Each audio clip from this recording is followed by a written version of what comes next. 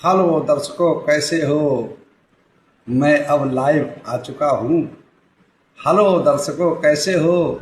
मैं अब लाइव आ चुका हूँ। कुशल मंगल खुश रहो सभी, मैं यही भावना करता हूँ। कुशल मंगल खुश रहो सभी, मैं यही भावना करता हूँ। फॉलो सब्सक्राइब करो न करो, फॉलो सब्सक्राइब करो न करो, ये तो आपकी मर्जी है भाई, ये तो आपकी मर्जी है। पर ध्यान लगा कर बात सुनो, पर ध्यान लगा कर सुनते रहो, बस यही हमारी अर्जी है। पर ध्यान लगा कर सुनते रहो, बस यही हमारी अर्जी है। तो चलिए चलते हैं धम्म चर्चा की तरफ। जैसा कि हमारा दंपति का गाथाओं का पाठ चल रहा है, तो दंपति का पहला बग है यमक बग, उसकी जो 18 गाथाएं हो चुकी हैं, 19वीं और 20वीं गाथा की तरफ चलते हैं। तो सभी लोग ध्यान लगाकर सुनिए, कान लगाकर सुनिए, चित्त लगाकर सुनिए, मन लगाकर सुनिएगा।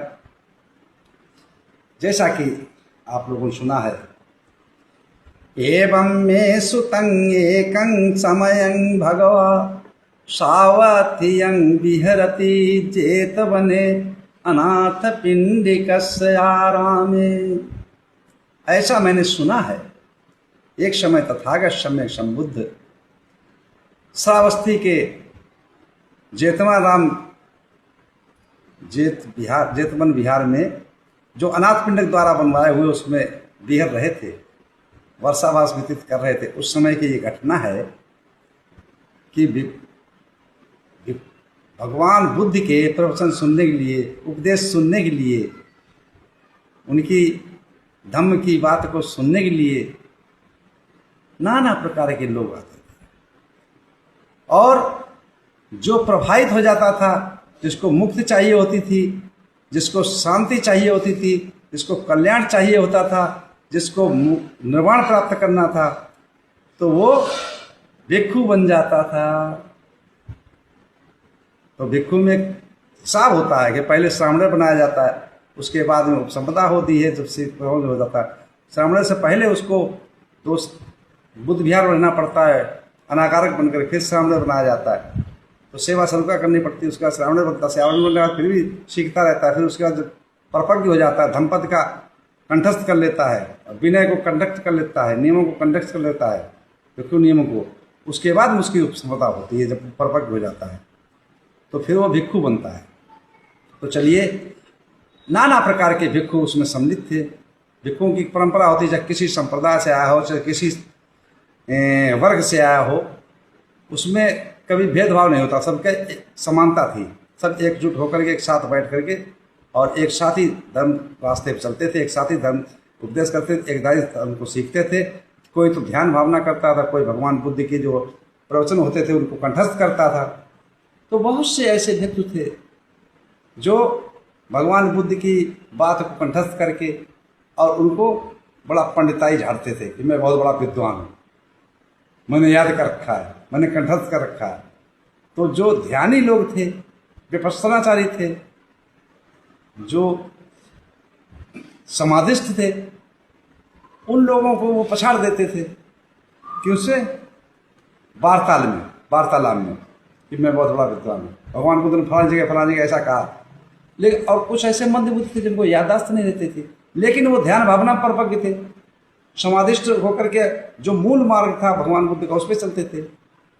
अपने अनुभव को जानना, अपने ज्ञान को प्रकट करना।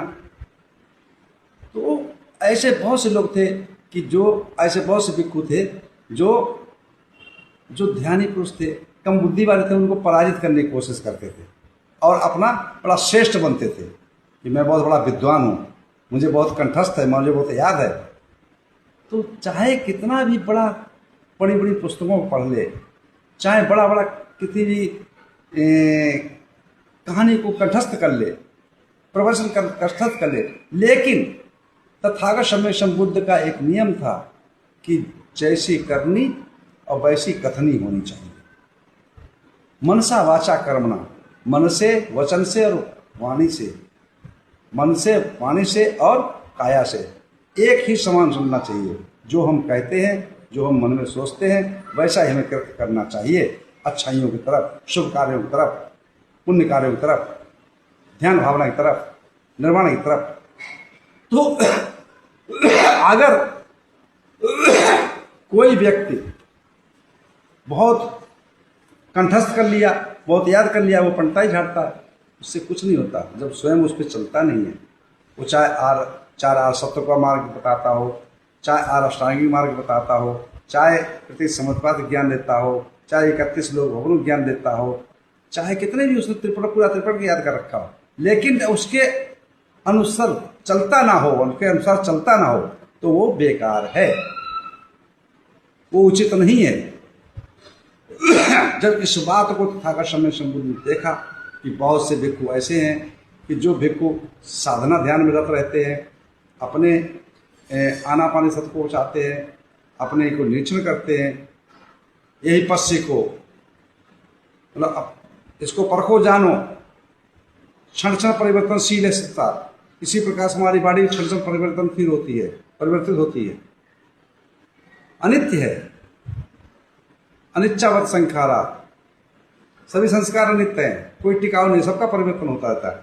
तो इस बात में जब भगवान बुद्ध के कानों में पहुंची है तो उन्होंने भिक्खु संघों को एकत्रित करके कहा कि देखिए, कितना भी बड़ा विद्वान क्यों ना हो, कितना बड़ा ज्ञानी क्यों ना हो, कितना बड़ा ग्रंथों का ज्ञाता क्यों ना हो, याद करने वाला क्यों ना, वक्ता क्यों ना हो, बहुत बड़ा वक्ता क्यों ना हो, लेकिन जब तक वो दूसरों को समझाता है और उसके अनुसार चलता नहीं है तो वो बिल्कुल बेकार है। वो कैसे है, कैसे होता है वो, उसका उदाहरण के तौर पे भगवान बुद्ध ने एक गाथा कही है, 19वीं गाथा है प्रथम पद की, कि बहुम पिचे सहितं भासमानो, बहुम पिचे सहितं भासमानो, न तक्करो होति न नरोपमत्तो, गोपो च गायो गणयं परेशं, न भागवा सामंजस्य होति।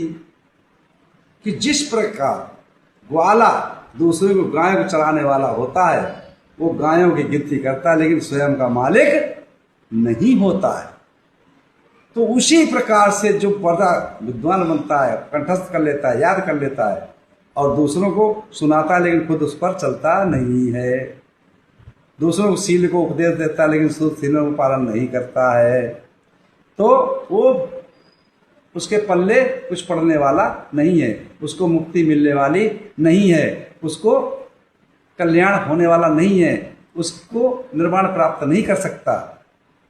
वो केवल गिनती करता रहे, रटता रहे, बोलता रहे, हाँ इतने हैं, इतने हैं, इतने हैं, ऐसा है, ऐसा है, भगवान बुद्ध ने ऐसा कहा, भगवान बुद्ध ने ये कहा, भगवान बुद्ध, लेकिन उसका फल, उसका विपाक कुछ होने वाला नहीं है, वो बेकार है, उसका भिक्खु जीवन, वो इस संसार में जीवन धारण करके बेकार है।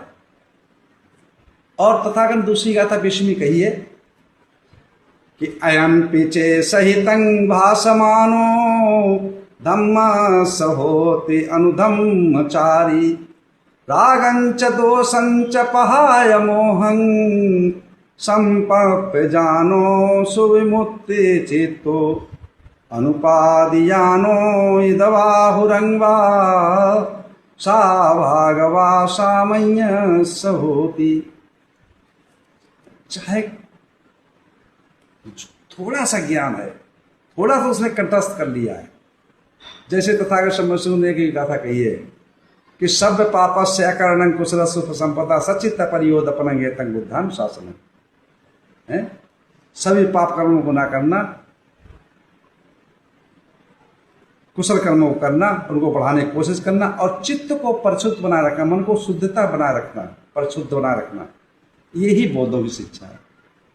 तो थोड़ा ही क्यों ना जानता हो, लेकिन उस पर वो चलता हो, अमल करता हो, उसको धारण करता हो, वो चाहे 5 सीलों का ही ज्ञाता क्यों ना हो, लेकिन 5 सीलों को पालन करता हो, 5 सीलों पर चलता हो, कि किसी की हत्या ना करना, चोरी ना करना, व्यभिचार ना करना, झूठ ना बोलना, चुगली ना करना, नादागिरी बात ना करना, बेमतलब की बात ना करना, जुआ ना खेलना, शराब ना पीना, है ऐसे स्थानों पर न बैठना।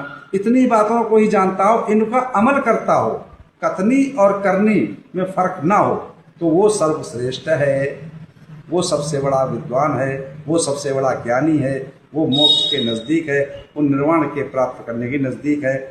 उसका जीवन में सुख ही सुख होता है, मंगल ही मंगल होता है। तो इसी के साथ में अपनी वाणी करते हो। धम पदं इमं धम पदम एमकं बगं निठितं। इसका अर्थ है कि धमपद के जो एमक बग है वो समाप्त होता है। इसी के साथ मैं अपनी वाणी में विराम देता हूँ। आप सब लोगों को मंगल हो, मंगल हो, मंगल मंगल हो।